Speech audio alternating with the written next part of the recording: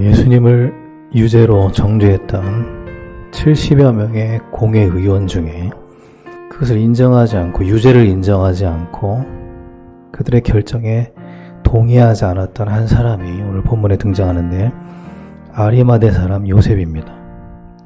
이 사람은 이 사건으로만 이 성경에 기록된 인물입니다. 예수님의 시신을 자기 무덤에 안치시킨 이름으로 기억되고 있죠. 성경에 이름이 남았다라고 하는 것은 작은 게 아니죠. 역사에 이름을 남길 만한 어떤 공로가 있는 사람은 아니에요. 그럼에도 불구하고 기독교 역사에 이 사람은 이름을 남겼죠. 우리는 이 사람을 기억하고 있습니다. 아리마대 사람 요셉. 사실은 영원히 남는 이름이 된 거죠. 사복음서에서 이 사람에 대해서 몇 가지 얘기를 하고 있는 기록이 있습니다. 이 요셉은 부와 명예를 갖춘 아주 높은 지위에 있는 사람이었습니다. 요한복음 19장 38절에 보면은 요한도 이 요셉에 대해 기록을 하고 있는데, 예수님의 제자였다라고 기록을 하고 있어요. 자, 그런데 그 뒤에 기록이 있습니다. 그러나 유대인을 두려워해서 그것을 숨겼다라고 기록이 되어 있습니다. 이 아리마대 사람 요셉의 믿음이라고 하는 것은 아주 조심스러운 거였습니다. 유대인들에게 숨겼어요. 드러나지 않도록 자기를 감추고 믿는 믿음이었다라는 겁니다.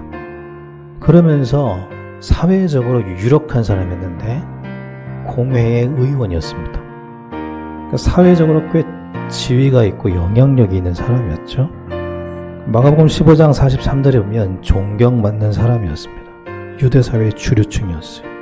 그리고 마태복음 27장 57절에 마태의 기록에 의하면 이 요셉은 부자였습니다. 자, 그런데 이런 어떤 사회적으로 영향력이 있고 부자였고 유대사회의 주류층에 있었던 이 사람이 예수님의 제자였다는 겁니다. 그런데 유대인이 두려워서 그걸 감추고 있었다는 거예요. 그럴 만한 이유를 가진 사람이었죠. 왜 그랬습니까? 지킬 게 많은 사람이었거든요. 사회적 지위를 잃을 수도 있어요. 예수 믿는다는 이유로. 많은 존경을 받는데 그 명예도 잃을 수 있습니다. 그리고 물질도 풍부해요. 그것도 지켜야 되는 겁니다. 그걸 다르게 말하면 잃을 게 많은 인생입니다. 그런데 이 아리마대 사람 요셉이 예수님의 십자가 사건 이후로 변화를 일으킵니다. 마치 그 백부장처럼 변화가 일어나요.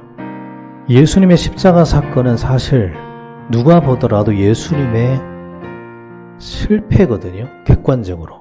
그 실패처럼 보이는 십자가 사건을 통해서 백부장이 변했고, 지금까지 자기를 감춰왔던 이 아리마대 사람 요셉의 내적인 믿음도 바뀌었어요.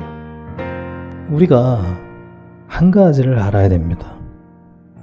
하나님의 뜻이 이루어지는 곳에는 하나님의 역사가 있습니다. 그게 꼭 실패처럼 보이더라도, 십자가처럼 그게 고통과 실패처럼 보이더라도 하나님의 뜻이 이루어지는 곳에는 변화가 있습니다. 하나님의 역사가 있다는 거예요. 그 은혜를 받았던 사람이 백부장이었고, 그 은혜를 받은 사람이 또 아리마대 사람 요셉이었습니다. 바울이 이런 말을 하잖아요. 내가 복음을 부끄러워하지 아니한다. 이 아리마대 요셉은 더 이상 부끄럽지도 않고 두렵지도 않은 겁니다. 그 안에 믿음이 생겼어요. 예수님에 대한 믿음이 하나님의 은혜로 그 안에 들어왔습니다.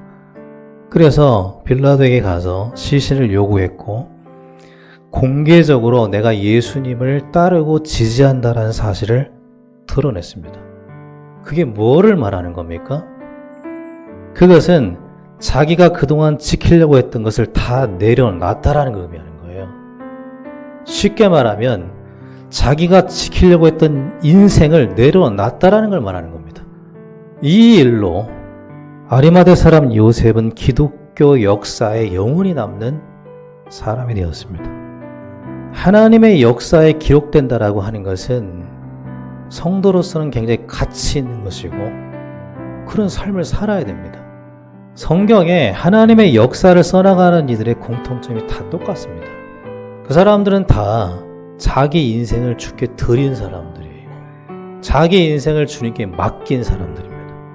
아리마대 사람 요셉은 예수님에 대한 믿음 때문에 미래가 불안해졌습니다. 자기가 지키려고 했던 이 모든 것들이 불안해졌어요. 그러나 아리마대 사람 요셉은 그걸 감수했어요. 그리고 자기 재산을 헌신했습니다.